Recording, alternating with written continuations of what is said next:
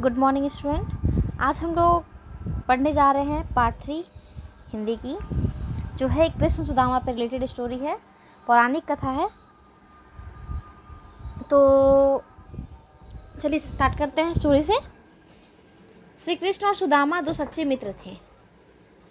वे दोनों एक ही गुरु के आश्रम में रहते थे। दोनों साथ साथ खेलते और साथ साथ पढ़ते। पढ़ाई पूरी होने पर दोनों अपने अपने घर चले गए।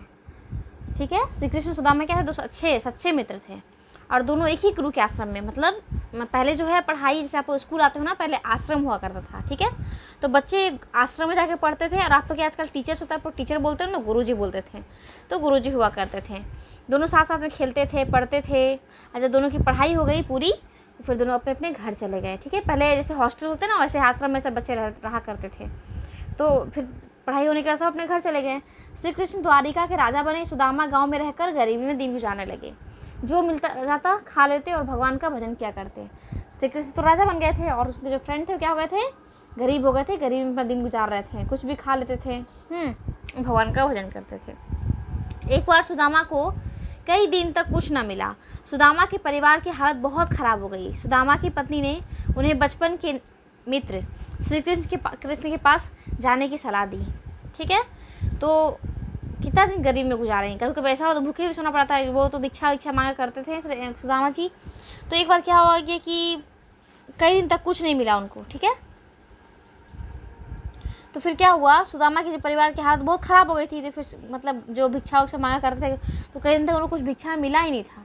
तो खाया गया, सबका हालत बहुत ख़राब था। फिर से जो सुदामा की पत्नी जो थी सुदामा जी की, वो उनके बोली कि आप आपके बचपन के मित्र इतने मतलब हैं, उनके पास चले जाओ, उनसे कुछ हेल्प लो, ऐसा सलाह दी उनकी वाइफ। सुदामा जाने के लिए तैयार हो गए, परंतु वे यह सोचकर निराश हो गए कि इतने समय बाद मित्र के पास खाली हाथ कैसे जाएं।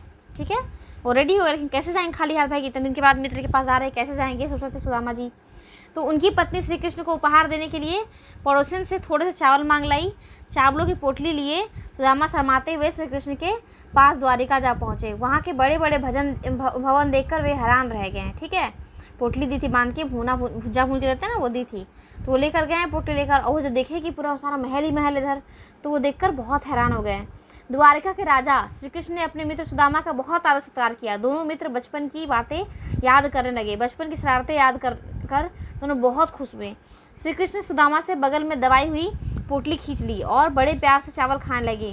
कुछ दिन वहाँ रहकर सुदामा अपने घर लौट गए। ठीक है, तो क्या हुआ, जब सुदामा पहुँचे वहाँ पर कृष्ण जी के पास द्वारिका, तो वहाँ पर बहुत उनका आदर सत्कार किया गया, बहुत इज्जत किया गया सुदामा जी का। ठीक है, और दोनों लोग अपना बचपन का बात याद करने लगे। बचपन में क्या क्या करते थे, कैसे खेलते थे, कैसे शरारत करते थे, वो सबको याद करके दोनों बहुत खुश हुए। फिर क्या हुआ, कृष्ण जो थे, सुदामा जो पोटली लेकर आए थे ना, उसको वो ले लिए। ठीक है, उसे खींच लिए और उससे निकाल कर चावल खाने लगे। कुछ दिन वहाँ रहकर सुदामा जो है कहाँ आ गए, अपने घर वापस आ गए। और जब वो घर वापस आए तो ये देखकर दंग रह गए कि वहाँ जो उनका टूटा फूटा घर हुआ करता था, सब लोग गरीब था, वहाँ अब महल खड़ा हो गया था उनके घर के पास। ठीक है, और उनकी पत्नी जो है, किनकी पत्नी, सुदामा जी की जो पत्नी है, वो सज धज कर और सुदामा जी का स्वागत कर रही थी। जो उनका जो कुटिया था ना पहले टूटा फूटा, वो महल बन गया था और उनकी पत्नी पूरा सजी धजी थी और वहाँ पर खड़े होकर महल से बाहर निकलकर स्वागत कर रही थी सुदामा का। सुदामा समझ गए कि यह सब कृष्ण की कृपा है, वास्तव में यही सच्ची मित्रता है। Thank you students.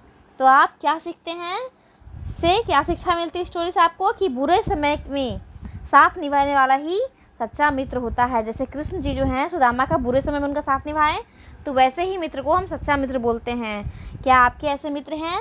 अगर ऐसे मित्र हैं तो आपके सच्चे मित्र हैं। Okay students, thank you.